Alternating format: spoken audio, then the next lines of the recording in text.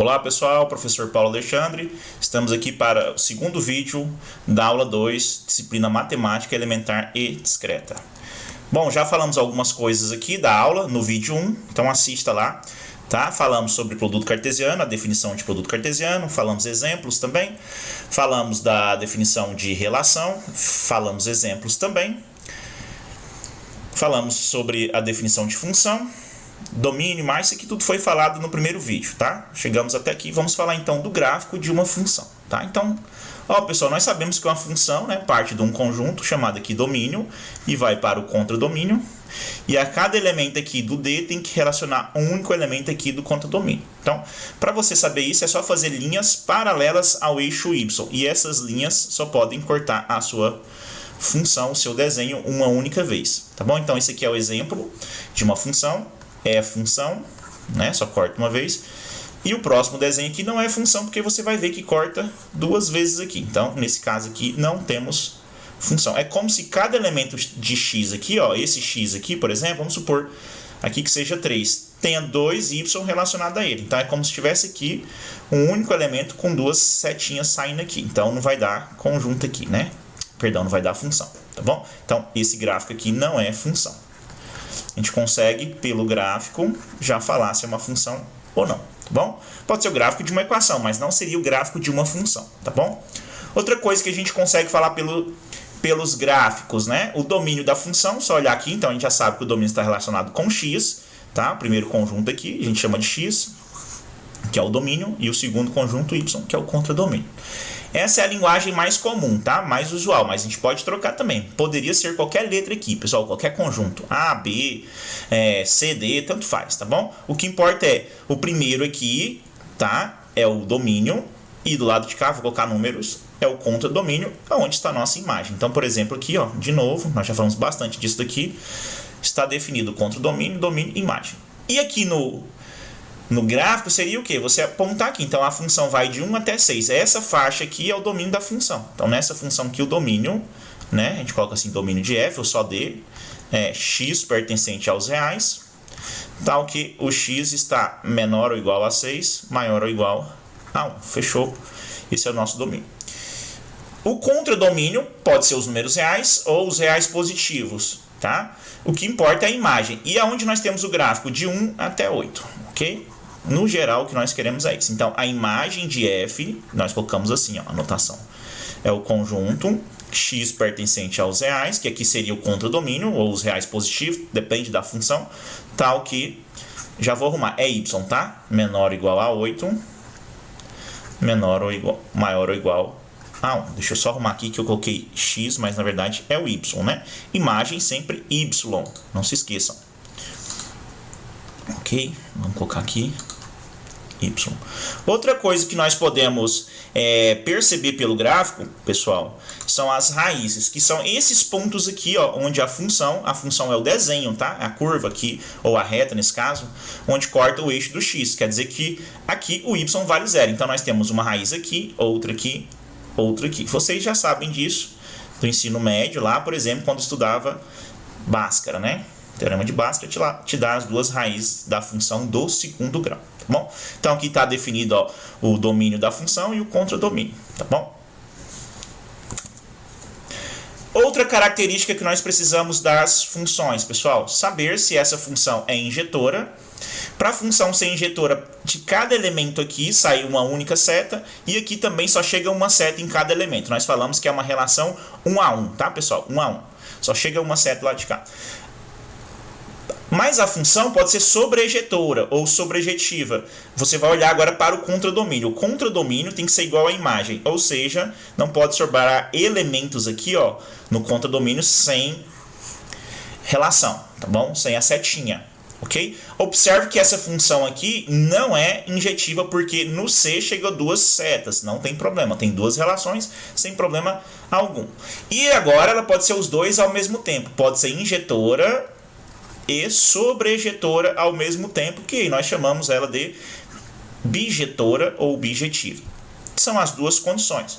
Então, primeira coisa, o contradomínio tem que ser igual ao conjunto imagem, e cada elemento do conjunto imagem recebe uma única seta, tá bom?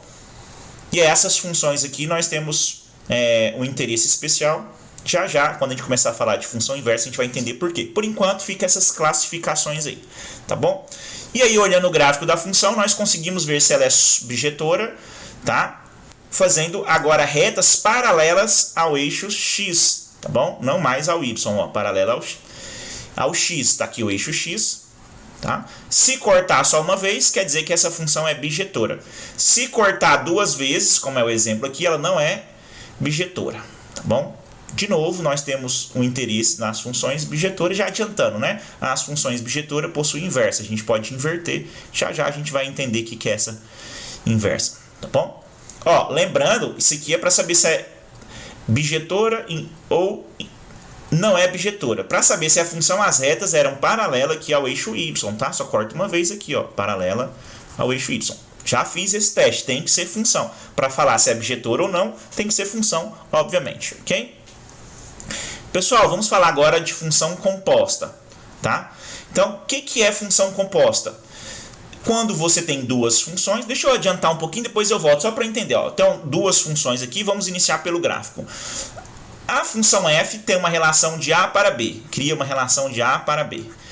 E existe uma outra função chamada g que cria uma relação de b para c, tá?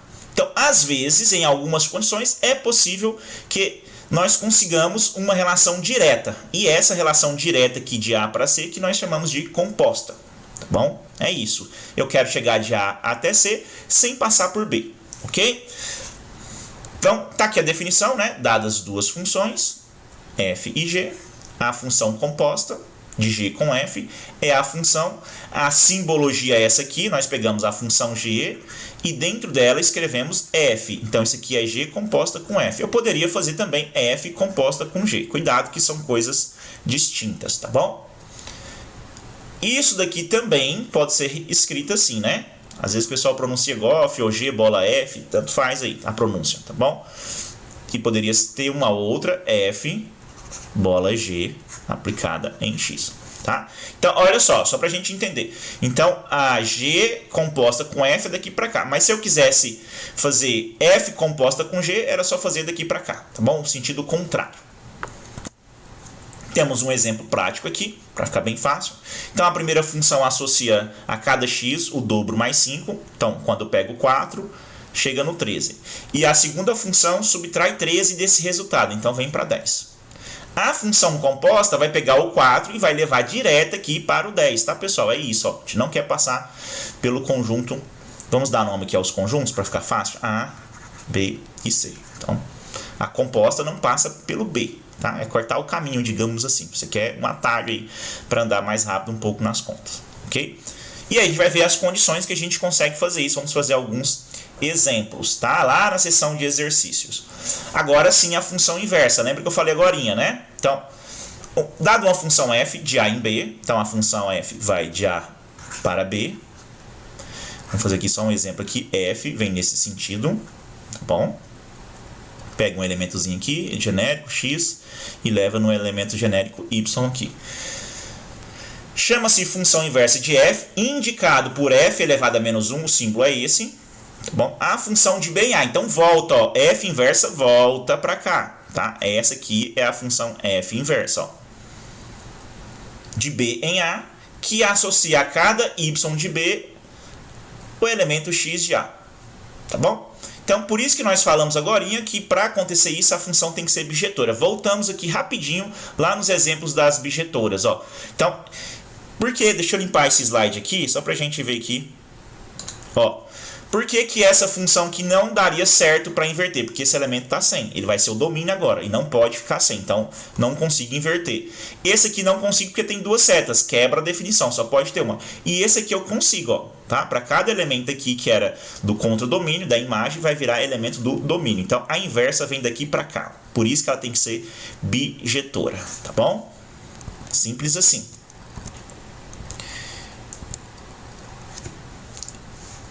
Então, olha só, exatamente isso que está escrito aqui, né? Para que uma função admita uma inversa, ela precisa ser bijetora, ou seja, tem que ser injetora e sobrejetora ao mesmo tempo. E está aqui no nosso diagrama a mesma coisa, né? Tem aqui os elementos do domínio da função f, que está vindo daqui para cá, E aí a imagem, contra o domínio está aqui, né? A imagem é igual ao contra o domínio, então tanto faz uma ou outra. Vai virar agora o que? Quando eu volto, vai virar o domínio. Isso vira o domínio e aqui vai virar o contra o domínio e a imagem, né? Quando eu faço a volta aqui, ó, da inversa, tá bom? Aí tem aqui um roteirinho prático para a gente fazer isso. Como que a gente faz isso quando eu tenho a função, né? A expressão da função. Então, primeira coisa, vamos trocar f de x, ou a função que está representada por y, tá? A gente troca x por y e y por x. Por exemplo, aqui, ó, só vou começar aqui um exemplo, nem vou fazer todo, só para a gente começar a entender o que está falando. 2x menos 3. Então, o que ele falou? Vou trocar x por y. Então, eu escrevo aqui x igual a 2y menos 3. Pronto. E aí, depois eu vou fazer o que? Isolar o y, tá? Para representá-lo como função. Então, x, o menos 3 vem para cá, mais 3, igual a 2y, né? E aí, então, passo 2 dividindo, y é igual a x, 3 mais x, que é a mesma coisa que x mais 3, dividido por 2. Tá? Vou colocar aqui em cima para ficar melhor. X mais 3, dividido por 2. Então, essa aqui é a inversa dessa aqui. Olha só que legal. Tá bem simples de fazer, tá aqui o roteiro. Ok? E aí, depois, trocar o y por f menos 1. Então, isso que está falando aqui, eu posso vir aqui ainda, né? f menos 1 de x é igual a x mais 3 dividido por 2, tá bom? Então seria, tanto faz isso daqui ou isso daqui, ó, é a mesma coisa. Já fiz o exemplo, né? Mas vamos fazer mais um exemplo aqui, para praticar mais um pouquinho. Então, obter a inversa da função f de x, então a primeira coisa, coloca y aqui no lugar de f de x, 3x menos 2. Agora nós trocamos x por y, tá? Vamos isolar o y agora. Então, x, esse menos 2 vem para cá, mais 2. Rapidinho, isso é matemática básica, igual a 3y. O 3 está multiplicando, passa dividindo. Já vou escrever assim, ó, x mais 2 dividido por 3. E agora é só trocar. O y é a nossa função inversa. Ó, f menos 1 de x, x mais 2 sobre 3. Inclusive, poderia ser outro nome, tá, pessoal? Essa é a notação para saber que é inversa, mas eu poderia falar que a inversa é equivalente a g de x, dá um outro nome qualquer, tá? Esse símbolo aqui é só para garantir que é inversa. Lembrando que a inversa é uma função normal, como qualquer outra, tá bom?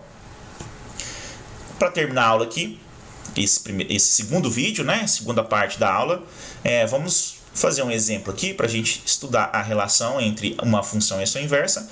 E qual que é a relação ainda, né? Como que se relaciona aqui a inversa fazendo a composta das duas, tá? Aqui ficou um f a mais, na verdade não tem esse f aqui, né? Qual a conclusão? Vamos fazer aqui só para a gente pensar. O que a gente quer fazer, pessoal? A gente quer fazer assim, ó, f composta com a sua inversa, isso aqui aplicado em x, e depois a inversa composta com f aplicado em x. Tá? Vou fazer um exemplo rapidinho aqui com vocês e vou explicando o que está acontecendo aqui. Ó. Vamos pegar a função f de x. F ela vai ser do intervalo, tá? Que o domínio dela é de 0 até 3. E o contra-domínio, a imagem, vai ser de 0 até 9. E essa função vai fazer o seguinte, ela pega um x aqui e leva no seu x ao quadrado. Tá bom? Já vou adiantar para vocês, a inversa da função quadrática é a raiz quadrada, tá bom? Essa conta é bem simples de fazer, já vou adiantar aqui só para a gente fazer as composições. Então, a f inversa, ó, ela vai de 0 até 9, inverte, né? Pega o contra-domínio, ou a imagem, de 0 até 3.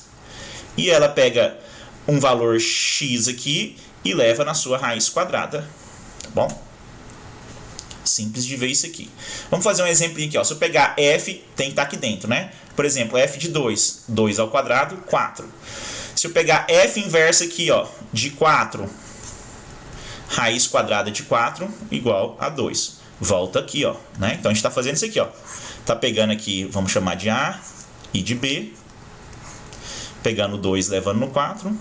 E a inversa está fazendo o contrário. Então tá certinho aqui, né? Isso quer dizer que x ao quadrado é só um exemplo, mas quer dizer que está funcionando o nosso exemplo. Se eu fizer agora a composição aqui, pessoal, f composta com a sua inversa, que eu posso escrever assim também, ó. Posso escrever f e dentro dela a inversa. Outra notação é essa. Vai ser o quê? Quem que é f? X ao quadrado. Então, vou pegar x e no lugar do x, vou até fazer assim, ó. No lugar do x, eu tiro o x e escrevo raiz. Então, vai ficar aqui raiz de x ao quadrado, que a gente sabe que isso vai dar x. E o contrário, f inversa, composta com f aplicado em x, que pode ser escrito assim também, f de x, vai ser igual. Agora eu vou escrever a f inversa, que é a raiz, só que no lugar do x eu vou escrever x ao quadrado, tá bom?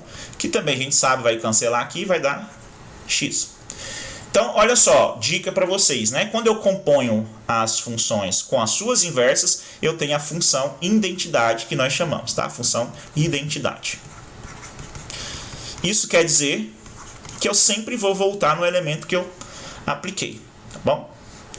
É o que nós falamos aqui, ó. Isso aqui que eu acabei de mostrar para vocês aqui é o que acontece, né? Se eu fizer a composição, sempre eu vou voltar. Vamos fazer o último exemplo para fechar. Então, vou fazer aqui, ó, f composta com a inversa aplicada no valor 4. Tem que voltar a 4. O que eu faria aqui, né? É pegar a função f, que é x ao quadrado, e no lugar dela escrever a inversa, que a gente já viu que é fazer a raiz quadrada de 4 ao quadrado. E vai voltar para o 4. Olha aqui, ó, e por isso que é chamado identidade.